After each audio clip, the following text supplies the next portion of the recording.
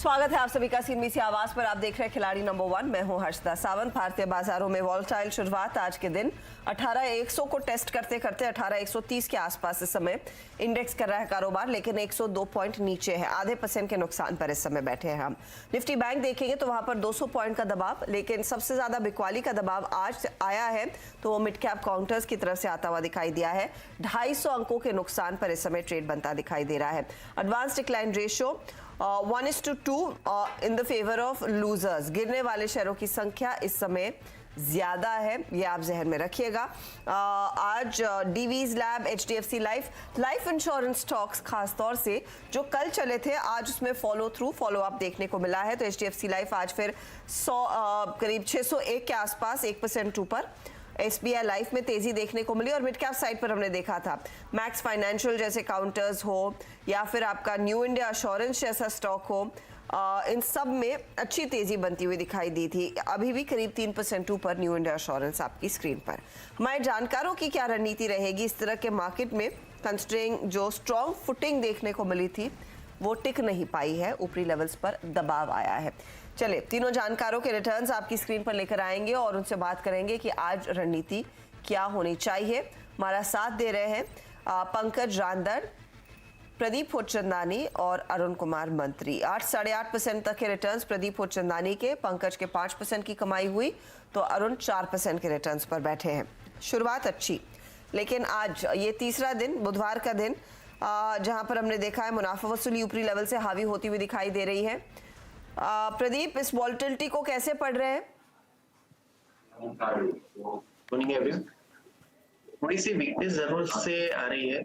Nifty इसके जो last week का टॉप था 18,265, उसके नजदीक से रिवर्स हो रहा है और 20 डीए में भी जो डाउनवर्ड मूविंग है वो भी कहीं ना कहीं इसी लेवल के आसपास आके खड़ी है। तो ये 18,265 का हर्डल क्रॉस होना जरूरी है नेक्स्ट लेवल ऑफ अपमूव के लिए, जो इसको 18,400 तक ले जा सकता है। Meanwhile on the lower side immediate support 18,050, 18,000 के रीजन में है। तो थोड़ा सा कंसोलिडेशन का फेस हम निफ्टी में देख रहे हैं। बैंक निफ्टी की बात करें तो यहाँ पे 43,600 का इंपॉर्टेंट रेजिस्टेंस है जिसका क्रॉस होना जरूरी है फर्दर अपमूव के लिए। तो मेरे हिसाब से दोनों ही इंडाइसेस थोड़े से कंसोलिडेशन मोड में जा सकते हैं, तो थोड़ा सा एक अप्रोच लाइट रहने का रखना चाहिए मेरे हिसाब से। जिस कंसोलिडेशन की जो रेंज है जिस साइड रिजॉल्व होगी वहीं पे एक फर्दर मोमेंटम देखा जाएगा। मीनवाइल सीमेंट एक सेक्टर है जहाँ पे एक अच्छा मोमेंटम दिख रहा है, कुछ एक फार्मा स्टॉक है वहाँ पे मोमेंटम दिख रहा है, तो कुछ एक स्टॉक है जो स्ट्रेंथ दिखा रहा है। पर बाय एंड लार्ज दोनों इंडाइसेस हैं, थोड़ा सा ऊपरी लेवल से रेजिस्टेंस है, इनको क्रॉस नहीं कर पा रहा है, तो थोड़ा सा इंडाइसेस पे कॉशियस रहेगा इस फ्यू इंडाइसिस पे, लेकिन हाँ कुछ स्टॉक सेक्टर्स में आपकी तेजी बनेगी। अच्छा, वेरी क्विकली, क्योंकि आपने सीमेंट मेंशन किया, यहाँ पर प्रदीप का पोर्टफोलियो स्क्रीन पर लेकर आइएगा प्लीज। प्रदीप ने आज रैमको सीमेंट होल्ड किया है, बाकी सभी ट्रेड्स जो लिए थे इन्होंने, चाहे वो इंडियन बैंक हो, आईसीआईसीआई लोम्बार्ड हो, वहां पर प्रॉफिट बुक किया। इनका रेडिक्टन कल ही प्रॉफिट बांधा है। नया क्या जोड़ेंगे आप प्रदीप? तो जैसे मैंने फार्मा स्पेस की बात की तो डीवीज लैब यहाँ पे एक रिलेटिवली हायर स्ट्रेंथ दिखा रहा है। स्टॉक ने ऊपरी लेवल से करेक्शन देखने के बाद 34 डीएमए का सपोर्ट लिया और आज के सेशन में ये अर्ली चार्ट्स पे एक अच्छा मोमेंटम दिखा रहा है। तो डीवीज लैब मुझे लगता है कि यहाँ से आउट परफॉर्मेंस दिखा सकता है, तो करंट रेट पे इसको इंक्लूड करना चाहेंगे। Stop loss on the lower side 33.85 का रहेगा और 35.40 के टारगेट के लिए मैं इसको लेना चाहूंगा। 35-40 के टारगेट के लिए एक मौका तेजी की तरफ आप पकड़ रहे हैं, ये बात है प्रदीप के पोर्टफोलियो की। पहला ट्रेड आपकी स्क्रीन पर आ चुका है। इस बीच एक स्टॉक जिसकी खूब चर्चा इस समय मार्केट में हो रही है वो है टाटा पावर। उस पर एक फटाफट से व्यू देते हैं आपको, क्योंकि स्टॉक आज 2.5% टूटा था और उसके बाद करेक्शन आता हुआ दिखाई दिया है, ऊपर की तरफ ये स्टॉक आ रहा है। दरअसल यहाँ पर कुछ बड़े डेवलपमेंट्स आते हुए सीईआरसी के ऑर्डर के बाद स्टॉक लाइमलाइट में आया है। इनके क्या मायने हैं, एग्जैक्टली क्या डेवलपमेंट है? यातिन हमारे साथ है। यातिन बताइए। देखिए हर्षदा, सीआरसी ने अपने वेबसाइट पे टाटा पावर के मुंद्रा पावर प्लांट के लिए एक ऑर्डर अपलोड किया है और ऑर्डर प्राइमा फेसी जब मैंने एनालिस्ट के साथ बात की थोड़ा बहुत मिक्स्ड लग रहा है। ऑब्वियसली मैनेजमेंट की कोई टिप्पणी इस ऑर्डर पे हमारे पास नहीं है, लेकिन अगर आप देखें सीआरसी का ऑर्डर तो इसके अंदर 3 पहलू हैं। सबसे पहले कोल माइनिंग जो ये करते हैं उसका प्रॉफिट शेयरिंग करना होगा। जो पहले लगभग कंपनी ने 100% प्रॉफिट शेयरिंग के लिए अकाउंट किया है, वो अब प्रॉफिट शेयरिंग का रेशो केवल 30% हो जाएगा। जिसके कारण एनालिस्ट का अनुमान ये है कि 500 से 800 करोड़ रुपए का फायदा टाटा पावर को होगा। तो ये जो मुंद्रा पावर प्लांट का जो कोल माइनिंग का रिवर्सल है, ये केवल शॉर्ट टर्म पीपीए के लिए है। लॉन्ग टर्म पीपीए के लिए अभी भी विवाद और जो लिटिगेशन है बना हुआ है। तो हमको ये बहुत जानना जरूरी है कि ये जो ऑर्डर है वो 9 मंथ पीपीए यानी 9 मंथ का जो पावर परचेज एग्रीमेंट है उसी के लिए है, क्योंकि इमरजेंसी पावर सप्लाई गुजरात सरकार ने मुंद्रा पावर प्लांट से मांगी थी, क्योंकि पावर की डिमांड एकदम से बढ़ चुकी थी और कोयले के दाम उसके सामने बढ़ चुके थे। तो कहीं ना कहीं एक emergency power purchase agreement sign किया गया था, उसके लिए ये ऑर्डर है। तो ये शॉर्ट टर्म ऑर्डर है, ज्यादा कोई बड़ा या लंबी अवधि के लिए इंपैक्ट टाटा पावर पे नहीं होगा। दूसरा पहलू ये है कि मर्चेंट पावर सेल्स जो टाटा पावर अपने मुंद्रा यूनिट से करता है उसका प्रॉफिट शेयरिंग करना होगा, और दूसरे काफी सारे एक्सपेंसेस जो मुंद्रा पावर प्लांट के लिए टाटा पावर ने मांगे थे वो अर्जी को सीआरसी ने खारिज कर दिया। तो ये जो नेट इंपैक्ट है वो हमको नहीं पता, क्योंकि अभी आंकड़े कंपनी भी वर्कआउट कर रही है, एनालिस्ट भी वर्कआउट कर रहे हैं। लेकिन ये जो माइनिंग का पहलू है शायद ये कंपनी के लिए एक रिलीफ होगा छोटा मोटा। लेकिन जैसे कि मैंने पहले कहा कि जो कंसोलिडेटेड आंकड़े हैं, क्योंकि ऑर्डर्स में 3-4 पहलू हैं, वो 3-4 पहलू का नेट इंपैक्ट क्या होता है वो किसी को पता नहीं। और दूसरा कि ये जो पीपीए का ऑर्डर है ये 9 मंथ का पीपीए का ऑर्डर है, लॉन्ग टर्म में इसको कुछ फर्क नहीं पड़ेगा, और लॉन्ग टर्म का ऑर्डर अभी भी अवेटेड है जो स्टॉक पे एक ओवरहैंग बना हुआ है। तो क्लियरली ये स्टॉक जो है आपको आज फोकस रेडार पे दिखाई देगा। कंपनी का जैसे मैंने पहले बताया कि जो उनका पक्ष है वो अभी तक हमको क्लियरली पता नहीं चला है। कंपनी की तरफ से एक डिटेल बयान आना बाकी है, लेकिन क्लियरली थोड़े से मिक्स्ड क्यूज है। शॉर्ट टर्म के लिहाज से ऑफ कोर्स एक पॉजिटिव बनता हुआ दिखाई दे रहा है। जो माइनिंग प्रॉफिट्स का शेयर है 100% रहेगा, 100 to 30% तक की बात होती हुई दिखाई दे रही है। लेकिन क्लियरली स्टॉक में एक बहुत तगड़ा रिवर्सल देखने को मिला है, दैट्स मोस्ट इम्पोर्टेंट। अरुण, अगर आपने इसका चार्ट देखा हो, इस रिवर्सल में अब लेवल्स कौन से इंपॉर्टेंट है, क्योंकि लॉन्ग टर्म में क्या इंप्लीकेशंस होंगे सीआरसी के ऑर्डर के वो अभी भी समझना बाकी है। लेट्स बी ऑनेस्ट कि ये ऑर्डर थोड़े से कॉम्प्लिकेटेड होते हैं, प्राइमा फेसी उस पर आप जल्दबाजी में ट्रेड लेंगे तो थोड़ा बहुत फंस भी सकते हैं। जैसे यतिन ने कहा कुछ पॉजिटिव कुछ नेगेटिव्स हैं, तो किन लेवल्स का ध्यान रखें? जो लो से रिवर्सल आया है क्या आपकी रणनीति रहेगी और किन लेवल्स को आप स्क्रीन पर रखना चाहेंगे?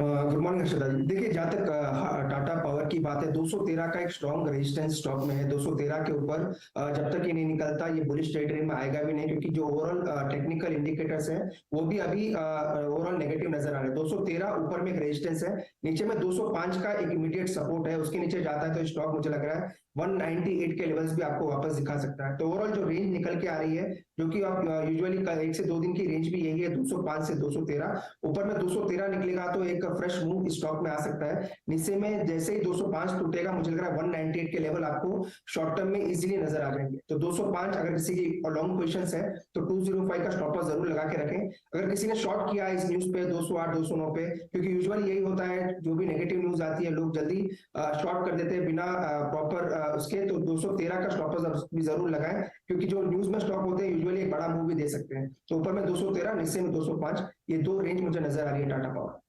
तो टाटा पावर 213 के ऊपर निकलेगा तो और मोमेंटम बनता दिखाई देगा। 210 से ही इनफैक्ट करेक्ट करना शुरू हुआ है, 205 रेजिस्टेंस के तौर पर काम कर रहा है और 205 से ही घूमा है, तो ठीक बीचों बीच इस समय ट्रेड बनता हुआ। अच्छा, गुजरात गैस ने सीएनजी और पीएनजी के दाम इस बीच 5% तक बढ़ा दिए हैं, उसका भी इम्पैक्ट आना चाहिए। हल्का सा अपटिक आया था स्टॉक में, लेकिन आगे और टाइम देते हैं अगर इस पर कुछ रिएक्शन आना है या नहीं। प्राइस हाइक किया है, पास ऑन कर रहे हैं बेसिकली प्राइसेस को सीएनजी और पीएनजी के दामों में 5% का इजाफा। चले अब अरुण का पोर्टफोलियो आपकी स्क्रीन पर आ रहा है, और अरुण के पोर्टफोलियो में जो ट्रेड्स इन्होंने कैरी किए थे उसमें ग्रेफाइट इंडिया में आज सुबह में एग्जिट कर लिया। मसगांव डॉक में आज प्रॉफिट बांधा 830 पर। न्यू इंडिया एश्योरेंस में 133 के आसपास प्रॉफिट बुक किया है। कल इन्होंने इक्विटा स्मॉल फाइनेंस बैंक में एग्जिट कर लिया और आज भाग गया शेयर। अरुण बताइए नया क्या जोड़ेंगे? देखिए इक्विटास का तो डेफिनेटली मुझे भी थोड़ा लग रहा था कि ऊपर में जाएगा, पर जिस हिसाब से रेजिस्टेंस नजर आ रहा था इसलिए मैंने एग्जिट कर लिया। लेकिन जहां तक आज की बात है, मुझे लग रहा है फर्टिलाइजर स्टॉक्स हो गए या जो सिरेमिक स्टॉक्स है उसमें अच्छा मोमेंटम आ रहा है। तो मुझे लगा कोरोमंडल इंटरनेशनल में आपको कार्बोरंडम इंटरनेशनल में आपको जरूर बाय करना चाहिए करंट लेवल्स के आसपास।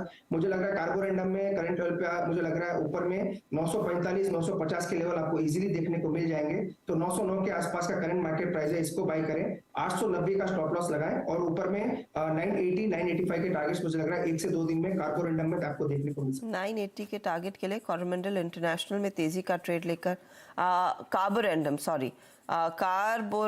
में दरअसल तेजी का ट्रेड लेकर चलना है। स्टॉप लॉस क्या लगाएंगे आप? 890 का स्टॉप लॉस रहेगा और 985 का टारगेट रहेगा कार्बोरंडम यूनिवर्सल। 985 का टारगेट, 890 का स्टॉप लॉस, कार्बोरंडम यूनिवर्सल में तेजी का ट्रेड लेकर चले। यह अरुण का पहला ट्रेड है। पंकज का पोर्टफोलियो आपकी स्क्रीन पर आ जाएगा और पंकज ने देखिए आपका एनएमडीसी कल एग्जिट कर लिया, ओबरॉय रियल्टी कैरी किया था वहां पर कल के, आज सुबह में एग्जिट किया है। बलरामपुर चीनी में कल प्रॉफिट बुक किया। नया क्या जोड़ रहे हैं पंकज? गुड मॉर्निंग हर्षदा जी, गुड मॉर्निंग ऑल। अभी तो फर्टिलाइजर सेक्टर के अंदर काफी अच्छा मूवमेंट लग रहा है और जैसे market Nifty, bank Nifty on the verge of breakdown लग रहा है, क्योंकि जैसे ही हम लोगों ने शो शुरू किया उसी दौरान कुछ अच्छी खासी मूवमेंट आ रही थी, लेकिन इतना पेनफुल ड्रैग हो रहा है मार्केट, स्टॉक टूट रहा है, लेकिन इंडेक्स के अंदर कोई जजमेंट लेने के लिए मुश्किल हो रही है।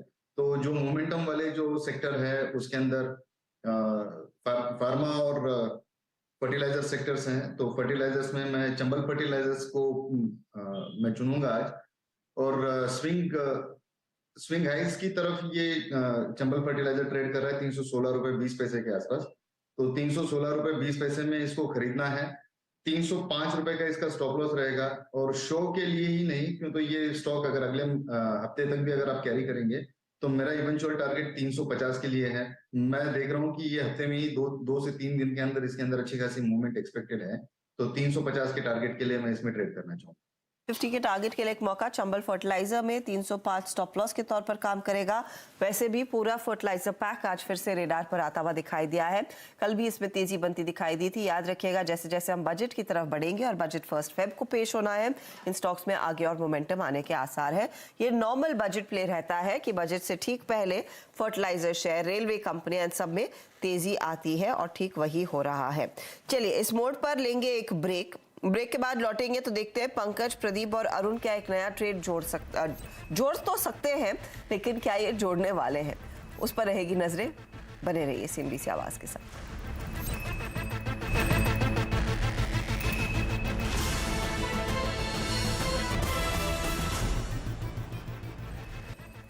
आप देख रहे हैं खिलाड़ी नंबर 1। ऑल कार्गो लॉजिस्टिक्स की तरफ से एक अपडेट आता हुआ कि इनकी सब्सिडरी ने दुबई की एटलस ग्लोबल के साथ एक शेयर परचेज करार किया है। इस शेयर परचेज अग्रीमेंट के चलते दरअसल दोनों कंपनियां साझेदारी में आती हुई दिखाई देगी। ऑल कार्गो का मेरे ख्याल में कुछ स्टेक भी होगा इस पर्टिकुलर एंटिटी में, 2% ऊपर आता हुआ। वैसे भी लॉजिस्टिक स्टॉक्स में हमने देखा है हाल फिलहाल ये क्वार्टर बहुत मजबूत रहता है। जो Q3 होता है इनके फेवर में जाता है और उसका थोड़ा सा इम्पैक्ट Q4 में भी आता दिखाई देता है, क्योंकि एक तो Q3 में इम्पैक्ट आता है आपका दिवाली दशहरा वाली मूवमेंट का, और Q4 में of course Christmas new year का इम्पैक्ट आता है। स्टॉक आपकी स्क्रीन पर। चलिए मैदान में अरुण कुमार मंत्री, पंकज रांदल और प्रदीप पोचंदानी है। प्रदीप, रैमको आपने होल्ड किया, डीवीज ऐड किया है, दूसरा ट्रेड है हाथ में या दोपहर का इंतजार करेंगे? बिल्कुल, अभी मैं दूसरा ट्रेड नहीं दे रहा। मार्केट की मूवमेंट देखेंगे और फिर आफ्टरनून में डिसाइड करेंगे। पंकज, आपका क्या प्लान है चंबल फर्टिलाइजर के साथ दूसरा ट्रेड? मैं कोई सेल साइड में ही देखने की कोशिश कर रहा हूँ। अगर मार्केट कुछ क्रूशियल लेवल के नीचे अगर आता है तो मैं सेल साइड प्रेफर करूंगा। एल्स मेरा बायस तो वैसे बाइंग साइड में है, लेकिन जो जिस तरीके से मार्केट ड्रैग हो रहा है बहुत पेनफुल है ये, तो मैं थोड़ा वेट करना चाहूंगा हर्षदा जी। ड्रैग कर रहा है, शायद एक सेल साइड का ट्रेड आएगा, लेकिन क्लियरली दबाव तो है। और निफ्टी बैंक इस समय बात करते करते फिर 300 पॉइंट के नुकसान की तरफ ट्रेंड कर रहा है, नीचे क्रैक्स आने लगे हैं। अरुण, आपकी अप्रोच क्या रहेगी? कार्बोरंडम के साथ आपने शुरुआत की, बाय साइड का ट्रेड था, अगला सौदा है हाथ में? देखिए डेफिनेटली एक शॉर्टकट ट्रेड में डेफिनेटली देना चाहूंगा, जिस हिसाब से फिन निफ्टी और बैंक निफ्टी दोनों में ही प्रेशर नजर आ रहा है। मुझे लग रहा है बजाज फिनसर्व में एक सेलिंग प्रेशर आ सकता है, तो करंट लेवल पे बजाज फिनसर्व में आप शॉर्ट करके चल सकते हैं। 1570 का स्टॉप लॉस होगा, जो कि ऑलमोस्ट आज के हाई के आसपास है, और 1472 का नीचे में टारगेट रहेगा। मुझे लग रहा है अगर बैंक निफ्टी में प्रेशर आता है तो बजाज फिन्स दोनों में भी प्रेशर आपको देखने को मिल सकता है। हो सकता है धीरे धीरे स्टॉक 1500 के नीचे फिसलता हुआ नजर 1500 के नीचे भी आ सकता। कल ही तो चलने लगा था, कल परसों ही तो इनके स्टॉक्स में एक्शन आता दिखाई दिया था, अब फिर से आ चुका है U turn. I am a little surprise, सारी इंश्योरेंस कंपनियां चल रही हैं लेकिन बजाज फिनसर्व जहां पर थोड़ा सा बहुत इंश्योरेंस का प्ले होता है और होल्डिंग कंपनी है दरअसल ये, वहां पर कुछ एक्शन नहीं बन रहा है। 1% ऊपर ये स्टॉक ट्रेड करता हुआ। चलिए रिकैप करके कर लेते हैं आपके सारे ट्रेड्स जो आप लोगों ने आइडेंटिफाई किए हैं। पंकज ने एक ही ट्रेड दिया है, वो है चमल फर्टिलाइजर, बाई साइड का ट्रेड है, 350 टारगेट, 305 स्टॉप लॉस। रिटर्न्स इस घंटे चंबल इनको 0.4% के रिटर्न्स कमा कर दे रहा है। प्रदीप के पोर्टफोलियो में रैमको सीमेंट होल्ड किया और नया आया डीवीज, एक जगह खाली है। पंकज के भी पोर्टफोलियो में एक जगह खाली है। रैमको का 760 का target, 700 stop loss. Divi's lab 3540 के लिए एक मौका तेजी का, 3385 स्टॉप लॉस है। डीवीज इनको थोड़ा सा दबाव डाल रहा है लेकिन 0.71% के रिटर्न्स रैमको में आते हुए तो ये चल रहा है। अब आते हैं अरुण कुमार मंत्री के पोर्टफोलियोज पर, तो कार्बोरंडम यूनिवर्सल इन्होंने जोड़ा, तेजी का ट्रेड, 980 का target, 890 stop loss. Bajaj Finserv भी ये लेकर आए हैं लेकिन शॉर्ट करें, 1472 का टारगेट है, 1570 आपके लिए स्टॉप लॉस का काम करेगा। और कार्बोरंडम नियरली 0.72% के रिटर्न दे रहा है। बजाज फिनसर्व शांत है, हल्का सा डाउनटेक इस समय इस घंटे देखने को मिल रहा है। ओवरऑल रिटर्न्स की स्थिति अब आपकी स्क्रीन पर आ जाएगी। भले ही मार्केट का हाल खस्ता हो लेकिन टचवुड हमारे जानकारों के रिटर्न्स अच्छे हैं। प्रदीप होचंदानी अब 9% के रिटर्न्स पर बैठे हैं, 5.84% के रिटर्न्स हो गए हैं पंकज रांदड़ के, और उनके ठीक पीछे है अरुण कुमार मंत्री 5.33% के रिटर्न्स के साथ। तो शानदार परफॉर्मेंस हमारे तीनों ही जानकारों का। ऑल द बेस्ट आप तीनों को। मैं उम्मीद कर रही हूँ ये परफॉर्मेंस आप लोगों का बरकरार रहेगा। दोनों तेजी और मंदी के सौदे लेने का फायदा यही है कि पोजीशंस संभल जाती है और ऑफ कोर्स मार्केट की चाल पे आप अपने आप को हेज भी कर लेते हैं। 18110 के आसपास इस समय इंडेक्स को छोड़ जाएंगे, 122 पॉइंट नीचे है निफ्टी बैंक 270 अंकों के नुकसान पर। लेंगे एक ब्रेक, आगे जायजा कमोडिटी मार्केट का। एक तरफ कच्चा तेल पिघल रहा है तो सोने में आ रही है चमक। बेस्ट ट्रेड क्या बनता है ये जानेंगे मनीषा और दीपाली से।